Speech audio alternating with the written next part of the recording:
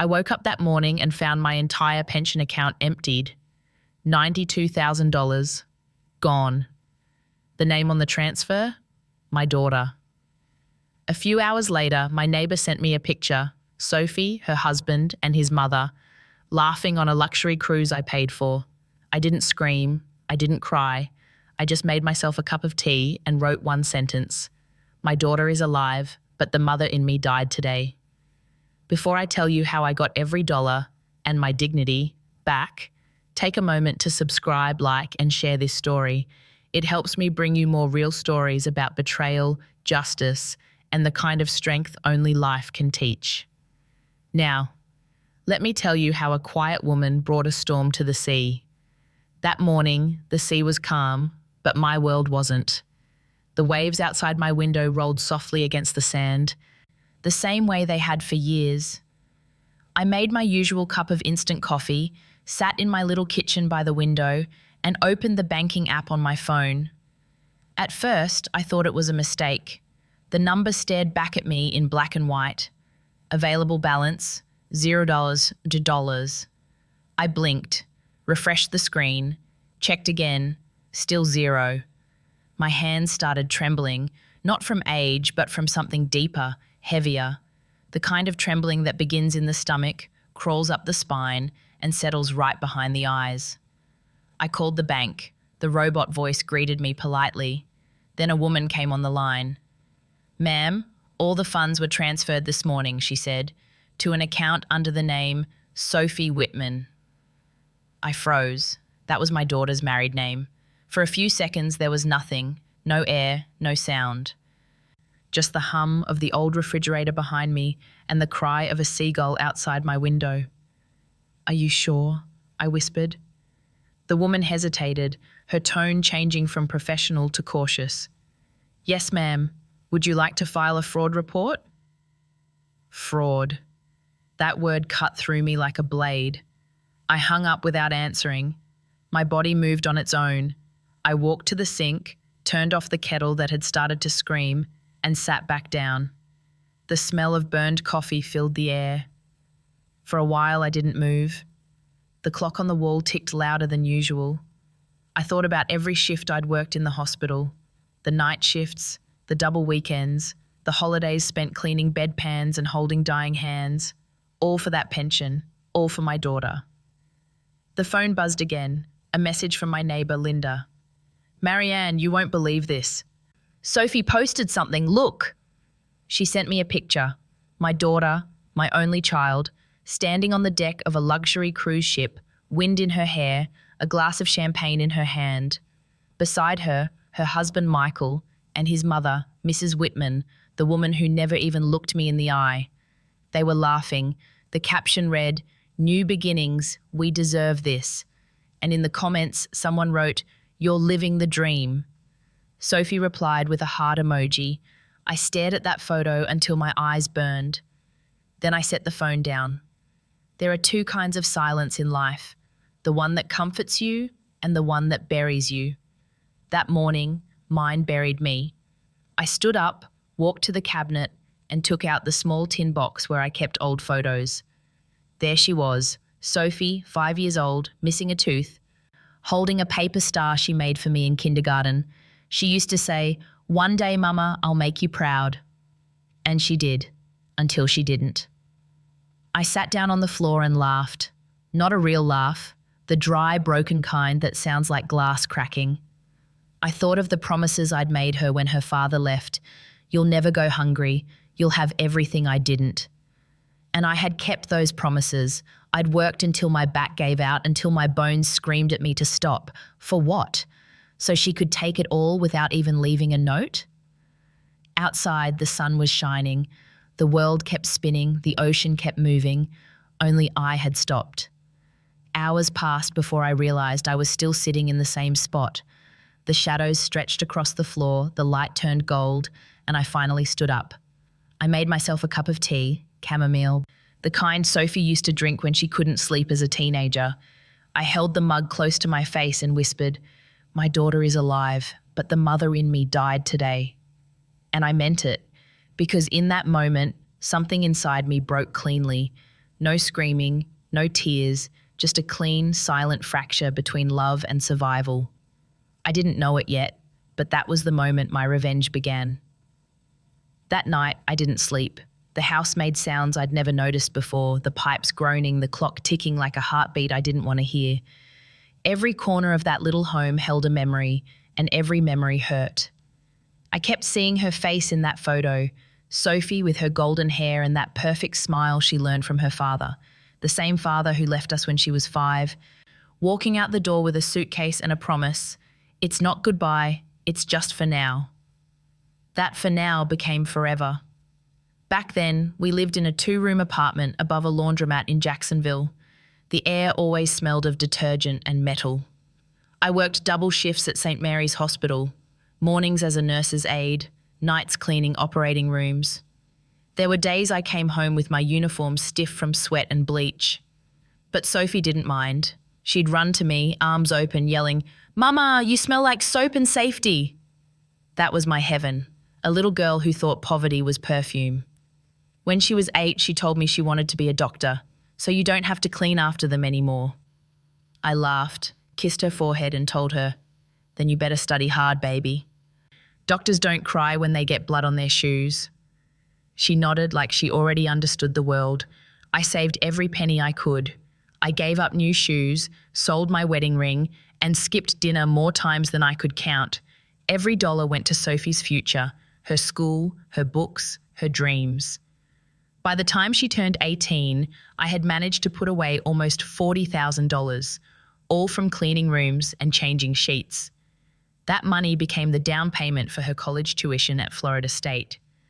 The day I dropped her off at the dorms, she hugged me so tight I could barely breathe. "I'll make you proud, Mama," she said. "You already did, honey," I whispered back. But somewhere between that hug and the next visit, something changed. She stopped answering my calls right away. Then she started correcting the way I talked. "It's not fixin' to, Mom. People don't say that." When I brought her homemade pies for her dorm, she said, "You didn't have to, Mom. It's kind of embarrassing." Embarrassing. That word stuck to me like tar. The next time I visited, she introduced me to her new boyfriend, Michael, clean-cut, confident, from a good family, as she said. His mother, Mrs. Whitman, owned a boutique and carried herself like a queen who'd never washed a dish in her life. When she shook my hand, her smile was tight and polite, but her eyes, they looked at me like I'd tracked dirt into her clean white world. After that day, I stopped hearing from Sophie as much. The calls turned into texts. The texts turned into silence. I tried to tell myself it was just life. Children grow, mothers wait. But deep down I knew something was shifting, slowly, like sand slipping away beneath my feet. One night, while folding the laundry, I found the birthday card she'd sent me the year before. It said, "To the best mom in the world, you made me who I am." I read it over and over again until the words blurred. Because if that were true, then what kind of mother makes a thief? The distance didn't happen overnight. It was small things at first, her forgetting to call on Sundays, skipping Christmas because Michael's family had plans. Then, one day, she called and said she was getting married. In a private ceremony, just family. I was family, but apparently not the right kind. "Mom, it's going to be small, really simple. Don't feel bad, okay?" "Where is it?" I asked. "Up in Savannah. Michael's parents are hosting it at their lake house." I wasn't invited. I watched the photos on social media instead. My daughter in white lace, Mrs. Whitman beside her, holding her bouquet. Someone commented, "You look just like your mother." And Sophie replied, "Thank you. She's everything I hope to be." I didn't know which mother she meant anymore. A month later, she finally visited. She wore a silk blouse, high heels, and perfume that didn't belong to this house. Her eyes moved around the living room like she was inspecting an old motel. "You should think about selling this place, Mom," she said. "It's too close to the shore. You know how hurricanes are." I looked out the window. The sea was calm that day, soft waves touching the sand. "This house kept me alive," I said. "I'll die in it if I have to."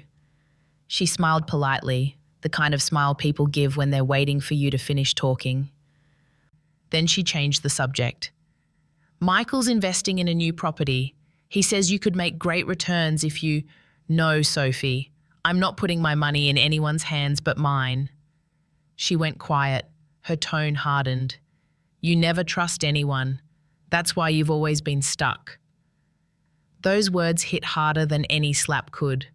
I wanted to tell her that trust was a luxury people like me couldn't afford, that I'd trusted her father once, and it cost me half my life. But I didn't. I just nodded and said, "Maybe you're right, baby." When she left, I sat on the porch and listened to the ocean. I realized I couldn't remember the last time she called me mama. Now it was always mom, clean, distant, polite, like she was talking to a stranger at a bank counter. Still, I never stopped loving her. I sent cards on her birthdays, money for her anniversaries, and little gifts she never acknowledged. I told myself it didn't matter. Love isn't a transaction. But deep down, I could feel something dying, quietly, like a candle running out of wax. One night, a storm rolled in from the Gulf.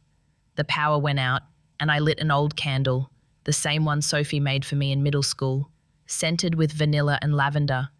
It burned unevenly, dripping wax onto my fingers, and for the first time in years, I cried. Not for the money, not for the distance, but for the truth I could no longer avoid. The girl who once smelled like soap and safety was gone. By the time the storm passed, the candle had burned to nothing.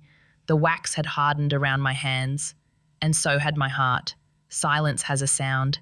It's not peace, it's pressure. It hums inside your ears until you start hearing things that aren't there. That's what my house felt like after Sophie stopped calling. Days turned into weeks, and the only voices were the seagulls and the weatherman. The phone stayed quiet, except for telemarketers who still thought I had money to spend. I didn't answer any of them. I just sat by the window every morning, watching the ocean move in slow, endless rhythm. It never rushed. It just waited. And I started doing the same. I kept a notebook on the table, the one with a sunflower on the cover Sophie gave me when she was 10. I opened it again for the first time in years. Instead of recipes and grocery lists, I began writing numbers, dates, bank transactions, the small withdrawals I hadn't noticed before. The handwriting shook a little, but my mind didn't. Pain has a way of sharpening what age tries to dull. Sometimes my neighbour Linda would knock and ask if I was okay. "You've been quiet lately, Marianne. You need some company?" I'd smile. "No, honey, I'm just learning to listen again." She thought I meant listening to the waves. I didn't. I was listening to the truth behind every lie my daughter had told me in the past year. The excuses, the delays, the words "trust me" that now sounded like "fool me." Every night I cooked a small meal, just enough for one. The radio played soft jazz, the kind that fills space without saying much. I'd eat slowly, wash my single plate, and sit back down to write in the notebook. By the end of the week, I had pages of data, a pattern of withdrawals, transfers, and deposits that didn't belong to me. I brought the notes to the local credit union and asked the teller to explain a few things. She clicked around on her computer, frowning. "Looks like someone's been accessing your online account, Mrs. Clark, probably from another device. Can you see whose name it's linked to? It's registered under a secondary authorized user. Do you recognize this name?" She turned the screen toward me. It said Michael Whitman. I thanked her and left. My legs felt weak, but not from shock anymore, from confirmation. When I got home, I didn't scream, didn't curse, didn't call anyone. I just opened the window and let the ocean air in. The sound of the waves came and went, steady, patient. That night, I wrote one sentence in the notebook. I gave them my trust once. They won't get my silence for free. Then I closed the cover, turned off the lights, and sat in the dark, not afraid, not defeated, just waiting. Because I finally understood something I'd been too soft to accept all my life. When a mother stops talking, it isn't surrender, it's strategy. The next morning, I woke up before sunrise. The sky outside was pale blue, the kind that looks like it hasn't decided whether to be day or night. I sat on the porch with my coffee, notebook in hand, and listened to the waves crash against the shore. The sea doesn't rage all the time. Sometimes it just whispers, waiting for the right moment to strike. That's exactly how I felt. I flipped through my notes again, line by line, like a detective learning my own story. Each transaction, each forged signature, all of it painted a clear picture. They had been draining me little by little, long before that final transfer. Not a robbery. A slow bleed. I didn't call the police, not yet. I needed someone who understood the system better than I did, someone who knew how to move quietly. That's when I thought of Henry Doyle. He was my neighbour back when Sophie was still in middle school. A widower, retired accountant, kind but sharp as a blade when it came to numbers. He used to bring his dog by and talk about taxes I never understood. I hadn't seen him in years, but I remembered his voice, steady, calm, like a man who never raised it unless absolutely necessary.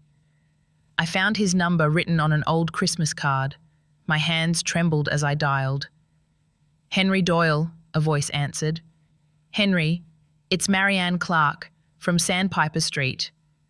A pause, then warmth. "Marianne, well, I'll be damned. How long has it been? 10 years? "About that," I said softly. "I need your help, Henry.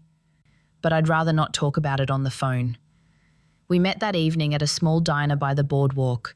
He looked older, greyer, but the eyes were still the same, sharp, kind, and too honest to pretend not to notice pain.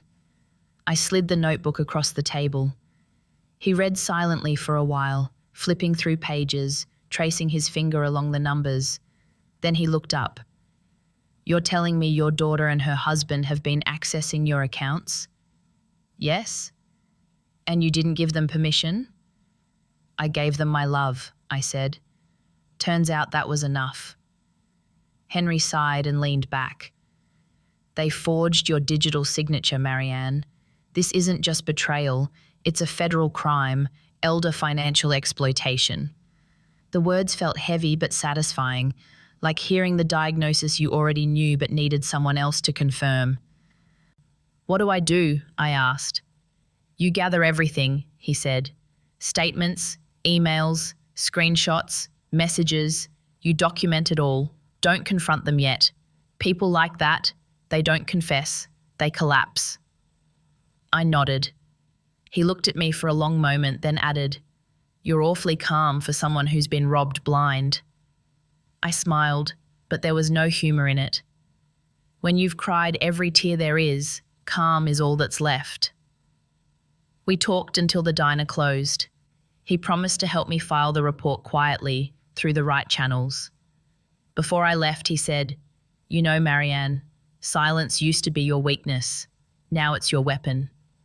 I walked home under the streetlights, their glow trembling in the ocean breeze. For the first time in months, my steps felt steady. That night, I didn't pray for peace. I prayed for patience, because I finally understood that vengeance, like the tide, always comes back to shore. A week passed before I heard back from Henry. I'd been waiting by the phone every morning, not because I was impatient, but because silence without purpose feels too much like dying. When his call finally came, it was short. "Marianne, I found something. Can you come by my office tomorrow?" His office was just a room above his garage, filled with paper stacks, old coffee mugs, and a dusty window that looked out to the street. He greeted me with that same calm face he'd always had, half accountant, half priest. He motioned for me to sit down. Then he spread several sheets of paper across the desk, bank statements, loan forms, and a copy of something that made my chest tighten. It was a joint account authorization form with my name, my social security number, and my signature at the bottom. Only one problem, I never signed it. "They forged your signature," Henry said quietly. "This was done digitally, but I cross-checked the pattern. Whoever did it copied an old signature from a hospital insurance form, probably one your daughter had access to." I stared at the paper. My name, The name I'd written 1,000 times for honest reasons, now turned into a weapon against me. Can they just do that? I asked. Not legally, but people do illegal things every day. What matters is we can prove it. He pulled out a folder, thicker, heavier. This isn't just the joint account. They used it to move money from your retirement fund, then into a shell account registered under Michael Whitman's consulting business. He doesn't have a business, I said. No, Henry replied. He has a cover. For a long time, I didn't say a word. The papers in front of me looked like a map, every dotted line, every forged signature leading to the same truth. They hadn't made a mistake. They had made a plan. Henry leaned forward. Marianne, I can file a report to the state attorney's office under elder financial exploitation. It'll trigger a temporary freeze on all linked accounts, including theirs. Do it, I said. He blinked. You sure you're ready for that? Once we do, there's no taking it back. They took everything from me, Henry. The least I can do is take back my name. He nodded. Then I'll need your ID, your retirement records, and the last 5 years of statements.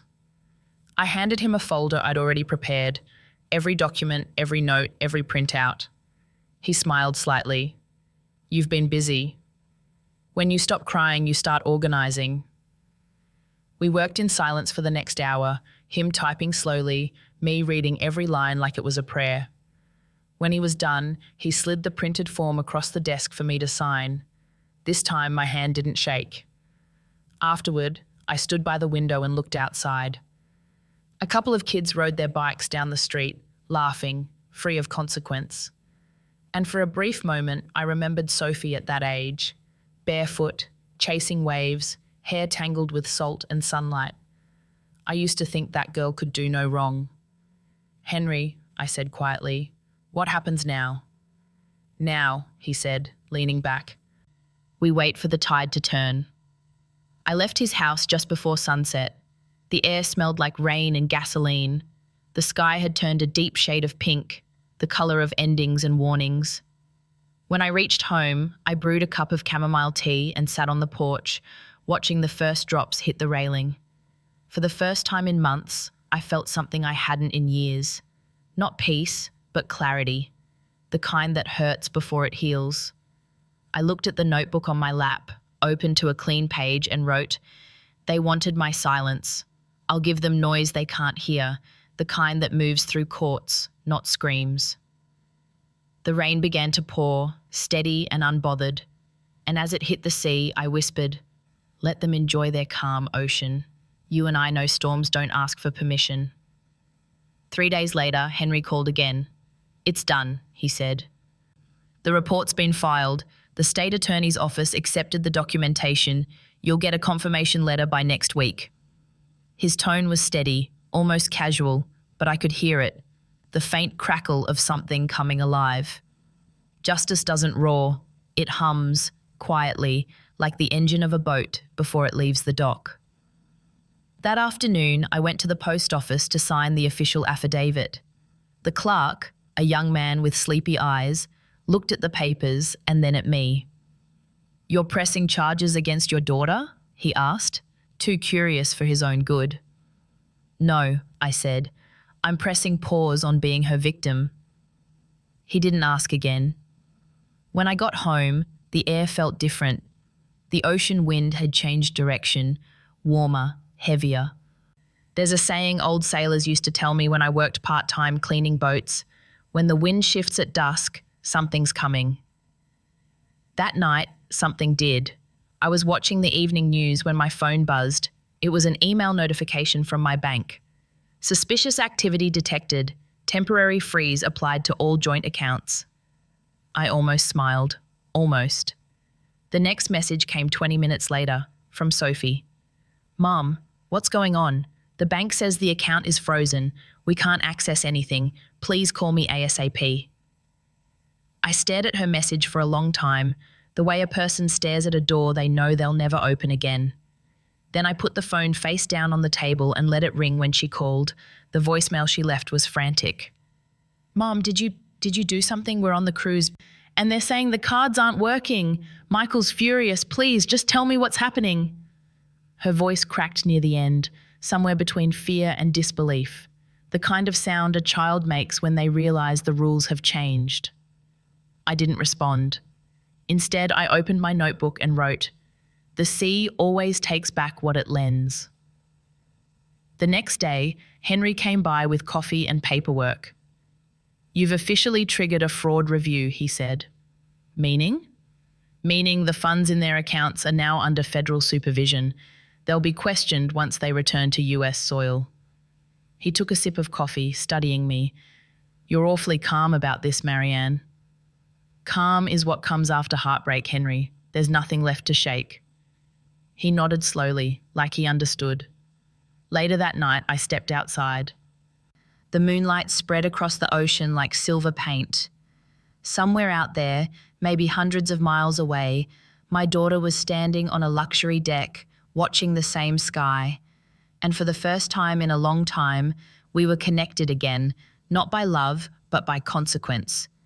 I closed my eyes and whispered into the wind, "You can buy a ticket to paradise, Sophie, but you can't outrun the tide." The next morning, I went through the motions of normal life, watering the plants, sweeping the porch, feeding the stray cat that came by every day. But everything felt sharper, clearer, like the world had shifted a few inches to the right. Midday, the phone rang again. "Henry." "You might want to sit down for this," he said. "Why?" "The Financial Crimes Unit contacted me. The cruise company flagged a transaction from your daughter's account, a wire attempt to Spain. They froze it mid-transfer." I let out a slow breath. Not joy, not relief, just acknowledgement, like a soldier nodding after hearing the first cannon fire. "They're panicking," Henry continued, "and that's good. Panic makes people sloppy. Sloppy makes them traceable."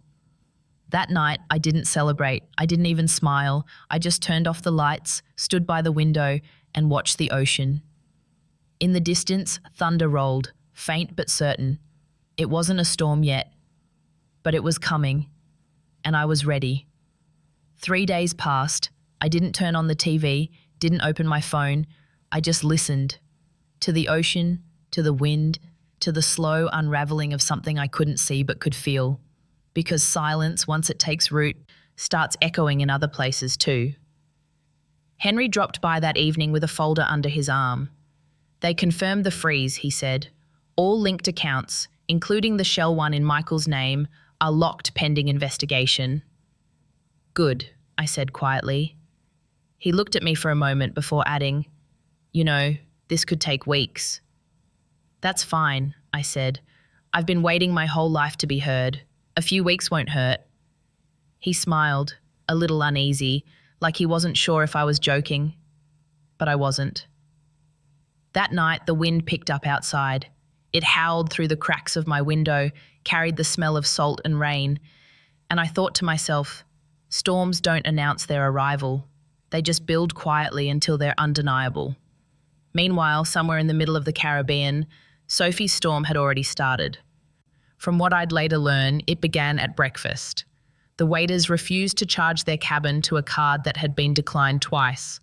Then the cruise concierge came knocking, polite but firm. "Mrs. Whitman, your account seems to have been flagged for financial irregularities. We'll need an alternative form of payment." Michael laughed it off at first. "That's impossible. Run it again." They did. Same result. By lunch, Sophie's phone was buzzing non-stop. Bank emails, frozen transactions, fraud alert notifications stacking like a wall of panic. She called me again and again. By the 5th missed call, she left another voicemail. "Mom, this isn't funny. They're saying the account was reported for elder abuse or something. Are you listening to me? They're treating us like criminals." I sat by the window with my tea, listening to her voice shake. It didn't make me smile. It didn't make me cry. It just evened something inside me, because sometimes justice isn't a gavel or a courtroom. It's a voice you used to love, finally realizing what silence sounds like. That night, I walked down to the pier. The waves were rough, the wind sharp. I stood there for a long time, watching the dark water roll in and out. Somewhere out there, a cruise ship glided under the same moonlight, and for the first time, I didn't feel small. I whispered to the sea, "You and I, we've both been taken for granted, but we always find our way back." When I got home, Henry had left me a message. Update: the federal liaison contacted the cruise line. They're cooperating. They've been asked to hold the Whitmans for questioning upon docking. Hold them. I rolled that phrase around in my head. Soft, deliberate. I didn't want revenge that screamed. I wanted justice that whispered in boardrooms and froze accounts without warning. I opened my notebook and wrote a new line. I don't chase thieves, I build storms. By the next morning, I started getting calls from numbers I didn't recognize. Lawyers, reporters, insurance agents asking if I wished to comment. I said nothing. People underestimate silence. They mistake it for weakness. But silence is how you make others fill in their own guilt. I kept my days simple. Morning tea, porch sweeping, evening walks, every action deliberate, every breath steady, and every night, when the sun sank behind the water, I felt it. The balance slowly shifting, the tide turning inch by inch. It wasn't satisfaction yet, just symmetry. 2 days later, Henry came by again. He looked both excited and nervous. "You might want to sit down, Marianne." "Why?" "Your daughter's cruise was detained at port. Customs flagged her husband's financial transfers as suspicious. The bank filed an international inquiry. They're not under arrest yet, but they're being held for questioning." I took a slow sip of my tea. The chamomile had gone cold, but I didn't mind. "Held," I repeated. "Good word." He nodded. "You've started something big. The system moves slowly, but it's moving." I leaned back, eyes on the sea through my kitchen window. "Let it move, Henry. The ocean doesn't rush either." That night, I didn't write anything in my notebook. I just opened it to the last page and drew a single line, a wave, curling, rising, ready, because the revenge wasn't done. It was only beginning to crest. The morning it happened, the sky over Florida was the color of pewter, heavy, flat, waiting. I woke up before dawn, made a cup of coffee, and sat on the porch. The air smelled like rain and salt. It felt like the world was holding its breath. By the time the sun rose, I had the feeling, that quiet instinct mothers get when something is about to shift. And I was right. At 8:47 a.m., my phone rang. Not from Sophie, from Henry. His voice was tight, almost trembling. "Marianne, you might want to hear this from me before you see it on the news." "What's wrong?" "The Whitman's cruise ship. It's been detained off the coast of Puerto Rico. There's an active investigation for international financial misconduct." I didn't answer right away. I just looked at the ocean stretching in front of me. Calm, endless, unbothered. "They're all right," Henry added quickly. "No one's hurt, but they're under questioning. The bank records linked them to fraudulent transfers across state lines." I let out a slow breath. Not relief, not joy, just balance. "How long will they be held?" I asked. "Until they can prove where the money came from. Then they'll be there a while." Later that day, the first photos surfaced online. Blurry images from the dock. Sophie in sunglasses, trying to hide her face. Michael walking ahead, jaw tight. Mrs. Whitman yelling at someone, her manicured hand pointing like a blade. For a moment, I almost didn't recognize my daughter. She looked smaller, not physically, but in spirit. That night, she called. I didn't plan to answer, but I did. Her voice came through the line, trembling. "Mom, please, I don't know what's happening. They froze everything, the accounts, the credit cards. They're saying I'm under investigation. I swear I didn't mean..." "Didn't mean to what?" I asked softly. "I thought Michael handled everything. He said you agreed that it was part of your plan." I stayed quiet. The silence stretched between us like a rip in the earth. Then she whispered, "Mom, please, I'm scared." And for a second, just 1 second, my heart cracked. The same way it did the day she was born, when she first cried in my arms. But then I remembered, I had cried enough for both of us already. "You should be," I said. "Mom, I warned you once. You took from me thinking I wouldn't take it back. But the thing about storms, Sophie, is they don't ask who gets wet. She sobbed quietly. Then the line went dead. Henry stopped by the next morning with a look I'd never seen before, half respect, half awe. You've set something in motion, Marianne, he said. The authorities found evidence of forged documents, tax evasion, and identity misuse. They'll have to face it now, every bit of it. And you? I asked. What happens to me? You're clear. You're the victim here. In fact, they'll probably issue you a recovery payment once the case settles. I smiled faintly. Money isn't the point, Henry. I know, he said. But still, it's something. He paused before leaving. Most people would have screamed or begged or made a scene. You let the system do the screaming for you. Screaming never got me anywhere, I said. But silence? Silence moves mountains. After he left, I walked down to the shore. The waves were rougher that morning, the sea clawing at the sand, pulling it back only to crash again. I thought about Sophie, about how every act of cruelty she'd justified as ambition had finally come back to her, carried by her own reflection. I picked up a small seashell, cracked and hollow, held it in my palm and whispered, "This is what greed sounds like when it's empty." That night, the phone rang again. A new voice this time, a man. "Mrs. Clark, this is Agent Morales from the Federal Financial Bureau. We've concluded the initial investigation. Would you be willing to provide a statement?" "Yes," I said. "I've been silent long enough." He thanked me and scheduled a visit for the following week. Before hanging up, he added, "Ma'am, between us, not many people stand up to their own family. I admire your courage." "It's not courage, Agent," I said. "It's motherhood. We fight differently. We don't swing, we endure." When the call ended, I looked out at the horizon, the faint glow of lightning flashing miles away. The storm was still out there, rolling, turning. But it wasn't mine anymore. For the first time since this began, I felt something close to peace, the kind that doesn't come from winning, but from surviving long enough to see justice do the rest. I went to bed with the window open. The ocean hummed low and steady, like a lullaby written for the broken. And before I drifted to sleep, I whispered into the dark, "Sleep well, Sophie. The tide has your name now." The week after the storm, the air felt heavier, like the ocean itself was holding its breath. I spent most mornings on the porch, notebook in hand, not writing, just listening. There's a sound the sea makes after a storm passes. It isn't loud, but it carries weight, like the world remembering what it just survived.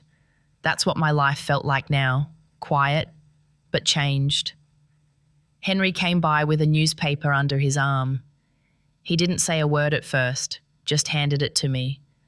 Front page headline, "Whitman family under federal investigation for financial fraud." Their faces were blurred, but I knew those silhouettes, the set of her shoulders, the tilt of his chin. "It's official," Henry said softly. "The federal charges are in motion. They'll be back on US soil within 72 hours. I folded the paper neatly and placed it beside my cup of tea.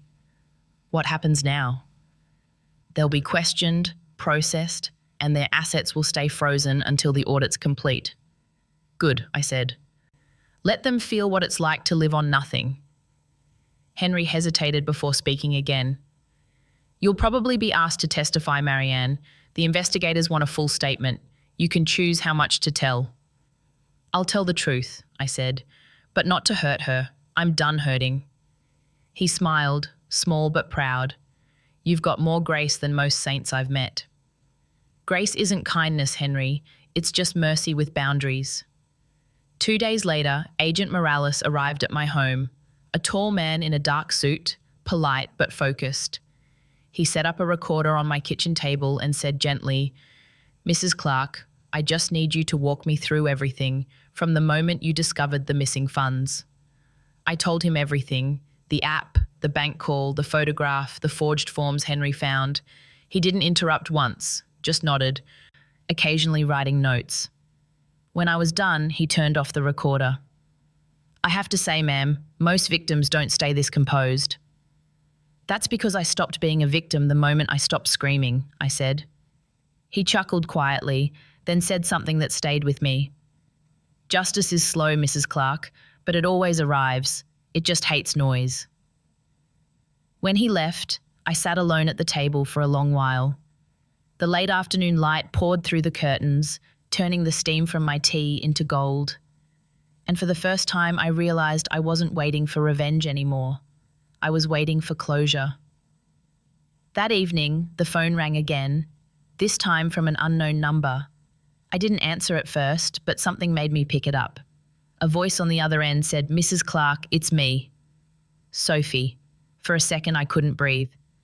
Her voice was smaller now, fragile. "They took Michael in for questioning. Mom, they said there's proof he forged everything. Your signature, the transfer requests, even the insurance claim. I didn't know. I swear I didn't." I stayed silent. There are moments in life when silence weighs more than any word. This was one of them. "He used me," she whispered. "He said it was an investment, that you agreed to help us start our business." I believed him. I closed my eyes. For years, I had imagined what I'd say if she ever admitted the truth. But now that it was here, there was nothing left to say. "What do I do, Mom?" she asked through tears. "You tell the truth," I said quietly. "All of it, even the parts that make you look bad. Will they arrest me? I don't know, but lying will kill you faster than prison ever could." There was a pause, the sound of her crying, soft and broken. "Mom, I'm sorry." For a moment, I wanted to believe she meant it. But forgiveness, I'd learned, isn't a word you say once. It's a language you have to speak for the rest of your life. "We'll see, Sophie," I said softly. "We'll see." When the call ended, I set the phone down and exhaled. The wind outside had picked up again. The ocean roared like thunder far away, but the house stood steady. So did I. I poured another cup of tea and sat back in my chair.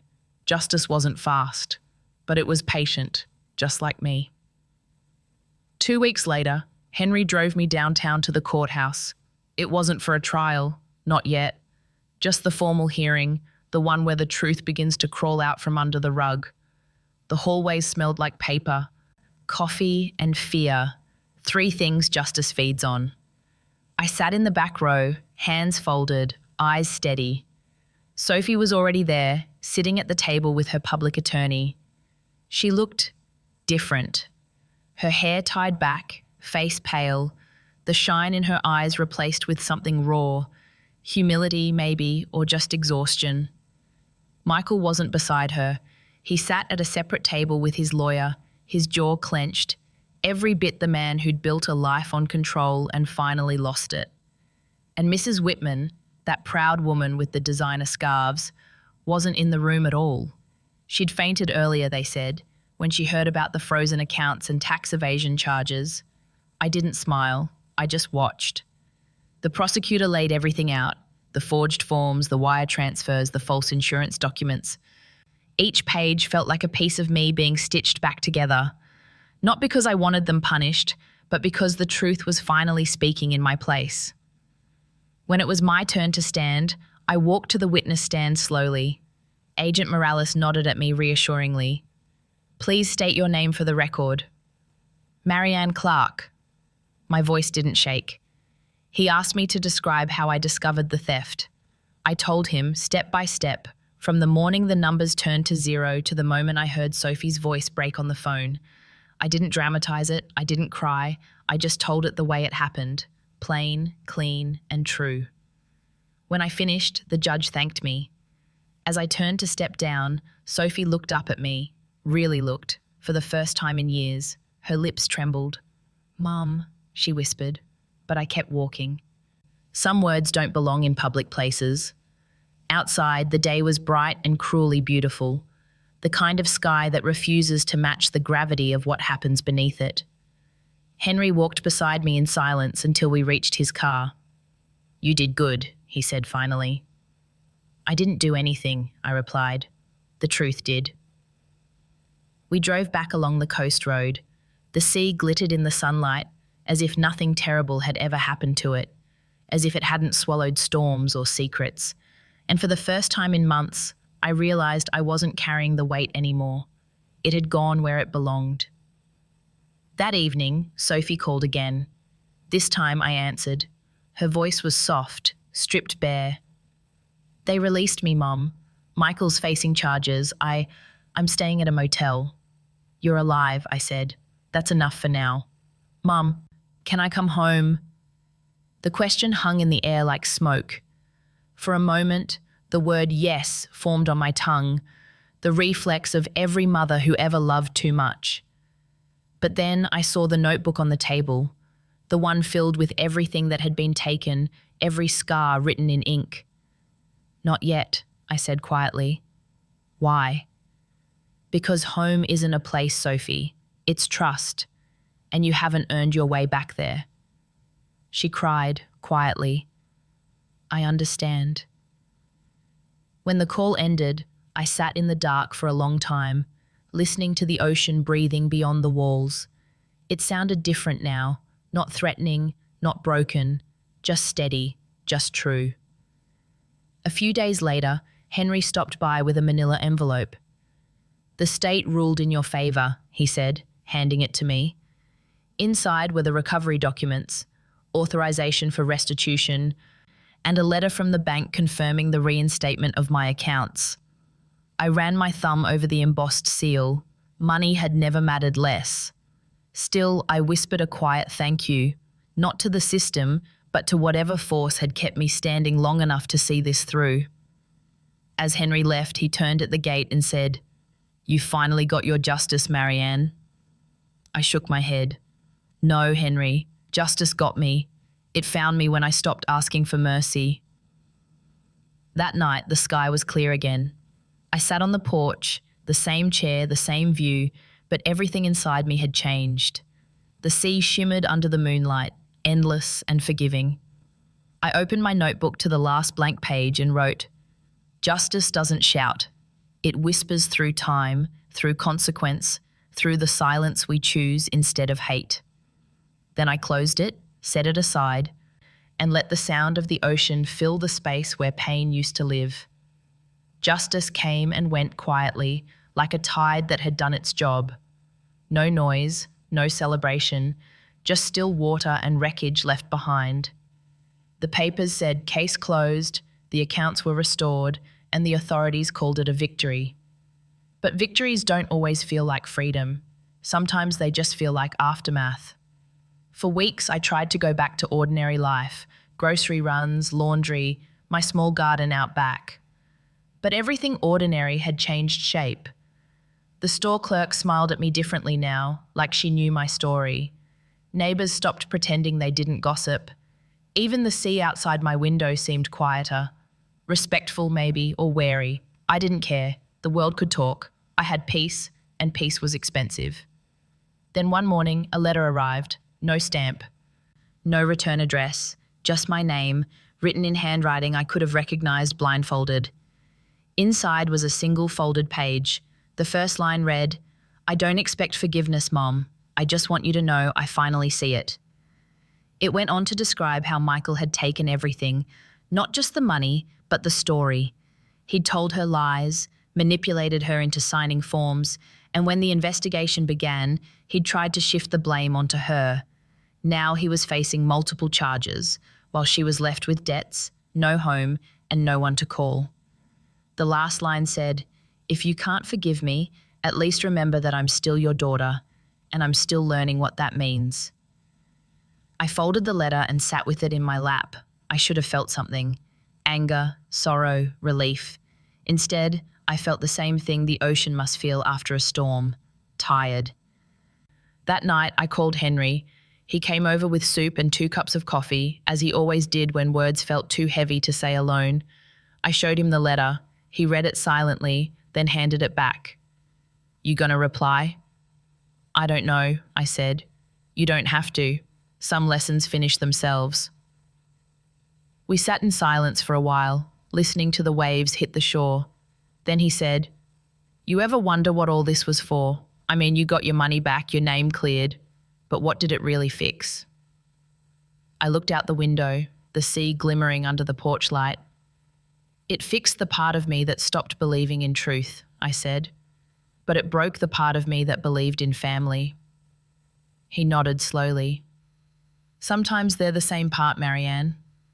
We didn't talk much after that. He left around midnight, and I stayed awake long after, watching the ocean shift under the moon.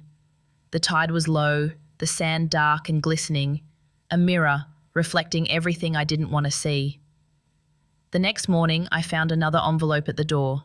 This one had an address, a women's shelter in Tampa. It was from Sophie again, shorter this time. "They let me stay here for a few weeks. I'm working in the kitchen trying to get my life back. I wanted to send you the money I still had, but I figured you wouldn't take it. I'm not asking to come home. I just wanted you to know I'm trying. Love, Sophie." The word love felt foreign on the page, shaky, uncertain, but honest. And that, somehow, hurt more than all the lies before it. I put the letter in the drawer with the first one and whispered, "Keep trying, baby. That's all that ever mattered." But I didn't write back, not yet. Because forgiveness isn't a doorway you open once. It's a hallway you have to walk through, one step at a time and barefoot. That night, I sat on the porch again, my old rocking chair creaking in rhythm with the tide. The sea was calm, the air cool, and the stars spread like spilled salt across the sky. I closed my eyes and thought about Sophie as a little girl, her laughter, her bare feet chasing waves, her promise, "One day, Mama, I'll make you proud." And maybe, just maybe, this was the start of her keeping that promise, not in glory, not in wealth, but in humility. I smiled faintly and whispered, "We're getting there, my girl. Slowly, but we're getting there." It had been almost 6 months since the case closed when I saw her again.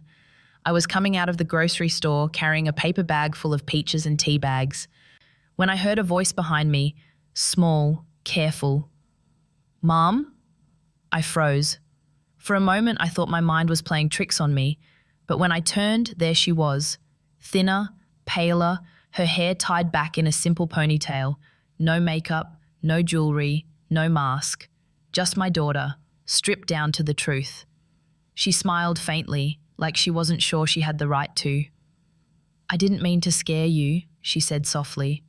"I just wanted to see you." I looked at her for a long moment. The last time I'd seen that face was in a courtroom under fluorescent lights.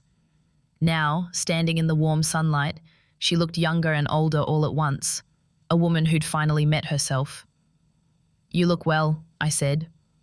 "I'm trying," she replied, "one day at a time." We walked to a bench outside the store. The breeze carried the smell of salt and summer, and for a minute, neither of us spoke. Sometimes silence is kinder than words. She was the first to break it. "I got a job," she said, "at a diner near the shelter. It's not much, but it's mine." "Good," I said. She nodded, picking at the hem of her sleeve. "I pay rent every week. I don't have a car yet, but there's a bus stop right outside." Her voice trembled, not from fear, but from honesty. Then she looked up. "Mum, I wanted to see you because I wanted to say thank you." That caught me off guard. For what? For letting me fall, for not saving me too soon. The words hit harder than any apology could have. I stared at her, and for the first time in years, I saw the girl I used to know, the one who smelled like soap and safety, who believed love could fix anything. I reached out and touched her hand. Her fingers were cold, calloused, but steady. "You're not there yet," I said, "but you're on your way. Do you think you'll ever forgive me?" I took a deep breath. The question didn't surprise me.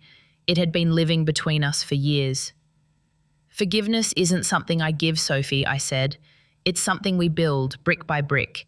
You'll know when it's standing tall enough for both of us to lean on." She nodded, eyes glossy but not crying. "I'll keep building," she whispered. We sat there for a while, two women bound by blood and mistakes, letting the afternoon stretch around us. When she stood to leave, she hesitated. "Can I come by sometime? Maybe Sunday? I could make dinner." I thought of the house, the empty plates, the quiet rooms, the ghost of all that had been lost and found again, and I realized forgiveness doesn't mean erasing the past. It means setting a place for it at the table. "Sunday's fine," I said. Her smile broke through, small, shaky, but real. "Okay," she said. "I'll bring the groceries."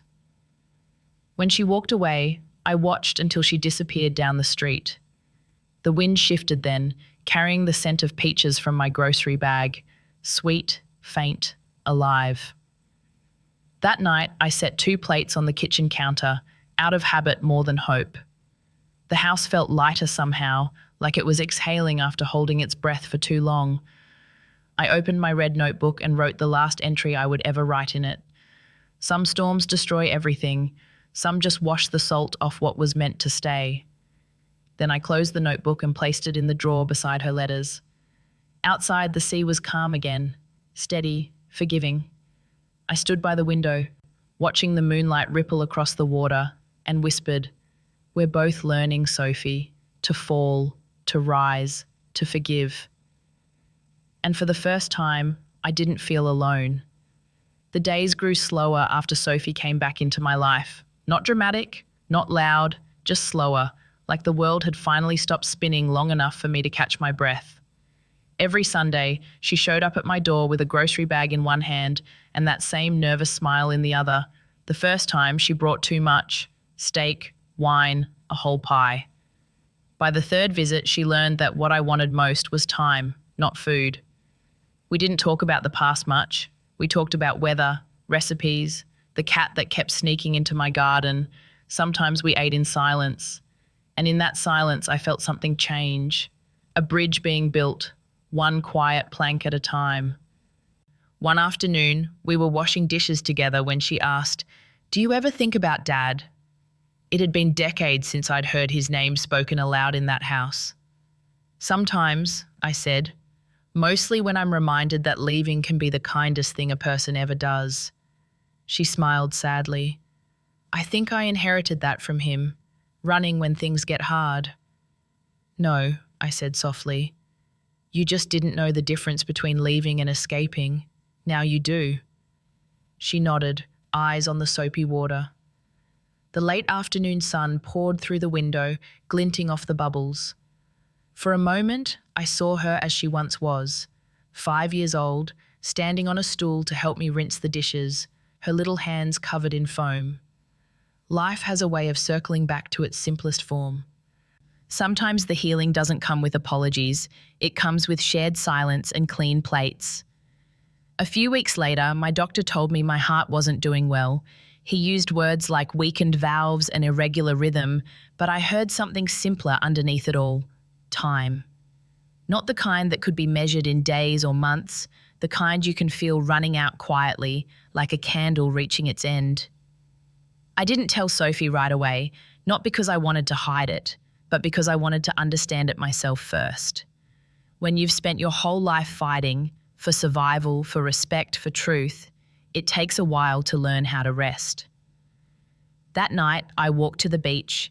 The tide was low, the moon a soft coin hanging over the horizon. I sat on the sand and listened to the water whisper across the shore. It didn't sound angry anymore. Just endless, like forgiveness itself. I thought about all the versions of me that had lived and died in this lifetime. The young mother who scrubbed floors for a dream, the broken woman who cried over an empty account, the fighter who built her revenge in silence, and the survivor who finally let go. They were all me. But tonight, only one version remained, the one who could finally say, "It's enough." When I got home, I took out the red notebook from the drawer. The cover was worn, the edges curled from years of use. Inside, every line told a piece of my journey, every heartbreak, every plan, every truth. I turned to a blank page and wrote, "Healing doesn't mean forgetting. It means remembering without bleeding." I closed it gently and placed it beside the photograph of Sophie as a child, the one where she's holding a seashell up to her ear, laughing like she could hear the ocean talking back. The next morning, I called her. "Come by tonight," I said. "I'll make your favorite soup." Her voice brightened instantly. "The one with the corn and thyme?" "The same," I said. "Bring the pie, but only if you baked it yourself." She laughed, a sound I hadn't heard in years, soft and alive. And for the first time, the laughter didn't echo against old wounds. It stayed, right there in the room, like sunlight that finally decided to linger. The night Sophie came for dinner, the air smelled like rain and rosemary. She brought a pie, still warm, and her nervous laugh filled the kitchen as she said, "Don't get excited, it's a little burnt." I smiled. So were most of my best meals. We ate at the small wooden table by the window, the one that had seen more silence than conversation over the years. The soup steamed gently between us. The pie sat untouched for a while. At one point, she reached across the table and took my hand. Her fingers weren't cold this time. "You know," she said, "I thought healing would feel like forgetting, but it doesn't. It just feels lighter." "That's all healing ever is," I said, carrying the same load but learning where to set it down. She squeezed my hand. "You set it down long before I did." "Maybe," I said softly, "but you came back to help me lift it one last time." After she left that night, I stayed by the window long after the lights went out. The rain came quietly, tapping against the glass like fingers trying to say goodbye. And I knew, deep in that unspoken way mothers know, that this was the last calm night I would have. Not out of sadness, just knowing. In the days that followed, my body grew tired faster. The walks to the beach became shorter. The tea took longer to finish. Even the ocean outside seemed to move slower, as if matching my pace. So I began to prepare, not for death, for leaving well. I wrote letters, short ones, one for Henry, thanking him for being the kind of friend who never asked for anything, one for Linda, telling her to keep the cat even though it never really belonged to anyone, and one, of course, for Sophie. I wrote hers on a quiet afternoon when the house smelled of cinnamon and the sky looked soft enough to touch. The words came easy, like they'd been waiting their turn. "My dearest Sophie, by the time you read this, I'll be gone. Don't cry. This isn't an ending. It's just a pause between tides. You and I have seen what storms can do. Now it's time to see what calm can rebuild. I want you to know that I never stopped loving you. Not when you left, not when you lied, not even when you forgot who I was. Because love, real love, isn't memory. It's forgiveness that stays after memory fades. Live gently, my girl. Be kind when no one's looking. And when the sea feels too heavy, remember, we were made of it. It knows our names." I folded the letter and placed it in the red notebook, the one that had seen everything. Then I set the notebook on the kitchen table beside a photo of her as a child. That night I slept deeply, no dreams, no pain, just the rhythm of the sea outside, like a mother rocking her child to rest. The next morning the sun rose soft and golden. The neighbours said they found me sitting in my chair, hands folded, eyes closed, a faint smile on my face. The red notebook lay open, the last line visible in my handwriting. "The tide is gentle today." Sophie came hours later. They said she knelt beside me, holding my hands, whispering things no one could hear. When she opened the notebook, the tears finally came, not from guilt, but from love that had nowhere else to go. She took the letter, pressed it to her chest, and whispered, "I hear you, Mom. I hear you." Then she walked to the shore that afternoon, the same beach where I had spent my life listening to the sea. The wind wrapped around her like a memory. She looked out at the horizon, waves glimmering under the sunlight, and whispered my words back to the ocean. "We were made of you. You know our names." And the tide rolled in, soft, forgiving, eternal. If this story touched your heart, don't let it fade. Somewhere out there, a mother is still waiting for her child to come home, and a child is still learning how to say I'm sorry. Share this story if you believe forgiveness can still find its way back. Leave a comment, tell me where you're listening from, and remember, every tide, no matter how rough, always returns to shore. This is Marianne's story. Thank you for hearing her truth.